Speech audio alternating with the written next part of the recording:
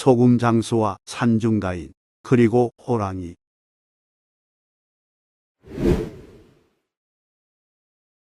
강원도 통천에 사는 이시택은 명색이 농부이지만 소유한 토지가 없고 남의 땅을 빌려 농사짓는 소작농인 까닭에 땀 흘려 일해도 돈을 모으지 못했습니다.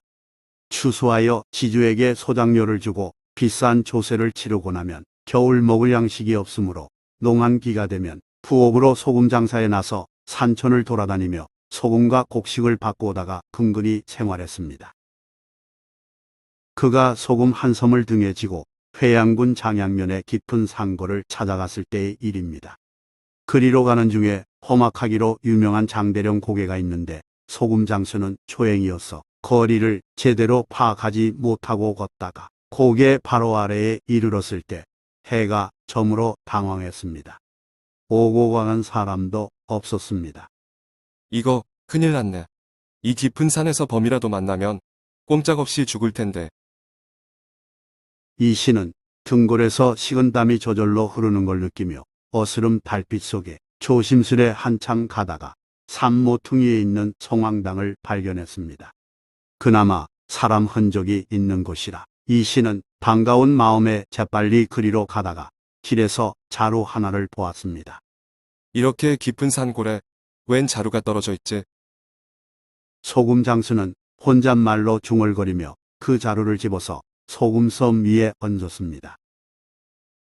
이 씨는 성황당에서 잠깐 쉬고 이내 걸음을 재촉했습니다. 맹수가 무서워 한 곳에 오래 머무를 수 없는 까닭에 소금 장수는 계속 걸었고 그러는 사이 고개 아래에 이르렀습니다. 수십 리 길에서 사람 한 명 만나지 못했던 이 씨는 길 모퉁이에 조그만 오두막 한 채가 있음을 보고는 무척 반가워했습니다. 울타리 틈으로 새어나오는 등불빛은 마치 가을철 반딧불처럼 반짝반짝했습니다. 이 적막한 산 중에서 죽었던 목숨이 다시 살아난 것 같네. 풍랑에 표류하던 선박이 육지를 만난 것보다 더 기뻐하며 소금 장수는 그 집 앞에 소금짐을 내려놓고 큰 소리로 주인을 불렀습니다. 하지만 안에서 아무 대답이 없더니 두세 차례 더 부른 뒤에야 30살쯤 되어 보이는 어여쁜 여자가 방문을 열고 나왔습니다. 누구신데 이 밤중에 무슨 일로 찾으시나요? 소금 장수는 염치 불구하고 말했습니다. 단잠을 깨워 미안합니다만 제 사정이 급해서요. 다른 일이 아니라 길을 가다가 깊은 산 중에서 날은 저물고 잘 곳이 없기에 부득이 하룻밤을 신세지려고 합니다. 그 말에 주인 여자는 조금도 망설이지 않고 바로 답했습니다. 그러시군요. 그거야 어렵지 않지요. 이 밤중에 더 가시려면 대단히 위험하니 어서 들어오세요. 제법 미모를 지닌 주인 여자는 유숙을 선선히 허락하며 친절히 맞아들여 방까지 치워주었습니다. 소금 장수는 소금짐을 방문 앞에 갖다 놓고 방으로 들어가 피곤한 다리를 펴고 쉬면서 호기심과 두려움을 동시에 느꼈습니다. 남편은 어디에 있는지 궁금하고 산중 가인이 낯선 손님을 가리지 않고 순순히 받아들이는 게 어딘지 함정에 빠진 것 같은 의심이 들었기 때문입니다. 소금 장수가 조금 긴장한 가운데 얼마쯤 시간이 지나서 주인 여자가 밥상을 차려가지고 들어왔습니다. 시장하실 텐데 어서 드시지요. 어이쿠, 고맙습니다. 주인 여자는 상을 내려놓은 후 방문을 열고 나가다가 소금짐 위에 얹힌 자루를 집어들고는 벼랑간에 두 눈이 동그래지며 뛰어들어와서 소금 장수에게 다짜고짜 물었습니다. 이 자루가 손님 것인가요? 소금 장수는 속으로 이상하게 생각하면서 사실대로 답했습니다. 아니오시다. 성황당 가는 길에 누가 떨어뜨린 것을 우연히 발견해서 주웠습니다. 부인은 그 말을 듣고 두 눈에 눈물을 글썽이며 말했습니다. 이것 참 큰일 났네요. 이 일을 어찌한단 말이오. 우리 집주인이 호랑이에게 물려간 게 분명해요. 그게 무슨 말씀이요? 뭘 보고 그리 판단하는 것이오? 소금 장수가 의아해하며 묻자 부인이 설명했습니다. 우리 집주인이 아까 점심때 저 산 너머 동네로 잔치를 구경하러 갔어요. 그때 잔칫집에 부조하느라고 이 자루에 쌀 한 마를 담아갔는데 돌아오는 길에 그곳에서 호랑이에게 해를 입으며 자루를 떨어뜨린 모양입니다. 이 일을 어찌하면 좋겠습니까? 말을 마친 부인은 몹시 서러워하며 목을 놓아 울었습니다. 뜻밖의 상황에 소금 장수는 무섭기도 하고 불쌍하기도 하여 어찌할 줄 모르고 그저 말없이 부인을 바라볼 뿐이었습니다.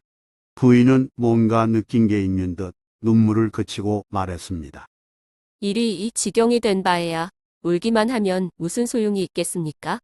아무리 밤중이라도 당장 가서 시체나마 찾아야겠습니다. 이런 결심을 밝힌 부인은 힘 있는 말로 소금 장수를 불렀습니다. 손님, 소금 장수가 쳐다보자 부인이 정중히 부탁했습니다. 손님께서 오늘 밤 이런 불행한 집에 와서 주무시게 된 일도 역시 불행이오나 이미 주객이 됐으니 미안하나마 내 말을 좀 들어주셔야겠습니다. 소금 장수는 가뜩이나 무서운 판에 또 무슨 일을 시키려나 하고 가슴이 덜컥 내려앉아 그저 몸만 벌벌 떨었습니다.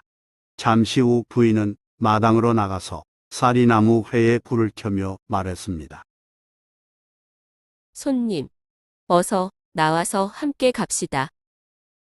부인이 재촉함에 따라 소금 장수는 그제야 겨우 입을 열었습니다. 가기는 어디를 갑니까?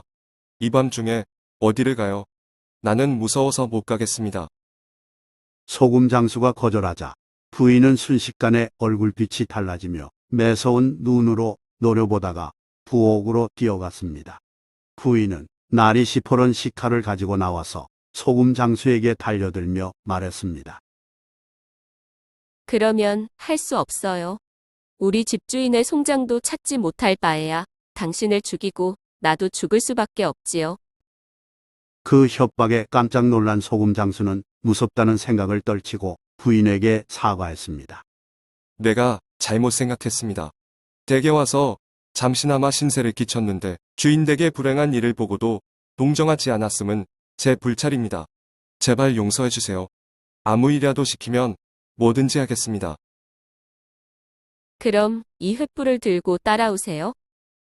부인은 서둘러 앞장섰고 소금 장수도 횃불을 들고 자루가 놓여있던 곳까지 따라갔습니다.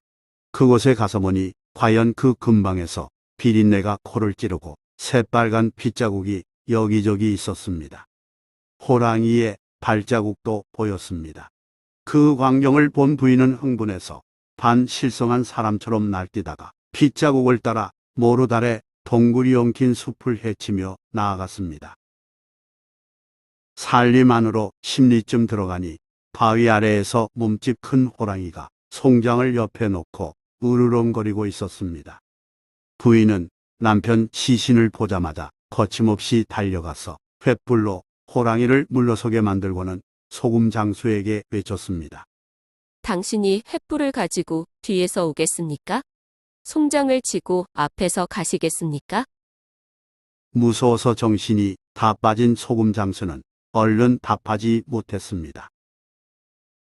부인이 한 번 더 재촉하자 소금 장수는 피가 줄줄 흐르는 송장을 등에 지고 가기보다는 횃불을 잡고 가는 일이 낫겠다고 판단해 뒤에서 횃불을 잡고 가겠다고 대답했습니다. 그럼 빨리 이리로 와서 제 뒤에 서세요. 부인은 처참해진 남편 시신을 등에 업은 채 앞장섰고 소금 장수는 횃불을 들고 뒤에서 따라가다가 호랑이가 금방이라도 달려들듯 쫓아오자 겁나서 황급히 말을 바꿨습니다. 여보 부인, 내가 송장을 쥐고 앞에서 가겠습니다. 소금 장수는 송장을 쥐고 허겁지겁 걸었고 부인은 횃불로 호랑이 접근을 막으며 뒤따랐습니다. 집에 도착하자 부인은 소금 장수를 방으로 들어가게 한 다음 밖에서 잠그고 방문을 거적으로 가렸습니다. 그리고 남편 송장을 우만에 내려놓았습니다. 우문 땅을 파고 위에 거적 따위를 얹어 비바람을 막고 채소를 넣어 두는 곳입니다. 그런 후 부인은 움추리구에 토막나무를 쌓아 위쪽에만 문을 내고 손도끼를 지닌 채 그 안에서 호랑이가 오기를 기다렸습니다. 조금 지나서 호랑이가 송장 냄새를 맡고 움 앞까지 쫓아와서 머리를 움 안으로 들이밀었습니다. 그 순간 부인은 들고 있던 도끼로 죽을 힘을 다해 호랑이 머리를 내리쳤습니다. 그 충격에 호랑이는 병력 같은 소리를 한 번 내지르고 거꾸러져 죽었습니다. 밖에서 무슨 일이 벌어지는 줄 모르는 소금 장수는 너무 무서워 방 안에서 오들오들 떨었습니다. 어둠이 걷히고 날이 밝아지자 소금 장수는 조심스럽게 문을 열고 밖의 동정을 살폈습니다. 소금 장수는 널브러진 호랑이를 보고 소금짐까지 버리고 그 집을 떠나려 했습니다. 부인은 소금 장수에게 고마웠다는 뜻을 나타내고 궤석에서 산삼 한 뿌리와 배 한 피를 주며 말했습니다. 집에 있는 재물이 이것뿐이니 이것이나마 받아가세요. 소금 장수는 여러 차례 사양하다가 부인의 강권에 마지못해 받고 그 집을 떠났습니다. 소금 장수가 얼마만큼 걸어가다 문득 뒤돌아보니 부인이 집에 불을 지르고는 남편 송장을 안고 불 속으로 뛰어들었습니다. 소금 장수는 두 손 모아 부인과 남편의 극락왕생을 기원했습니다. 부인의 내력은 알 수 없고 연료 최씨라고만 전해집니다. 좋아요 및 구독은 영상 제작에 큰 힘이 됩니다. 고맙습니다.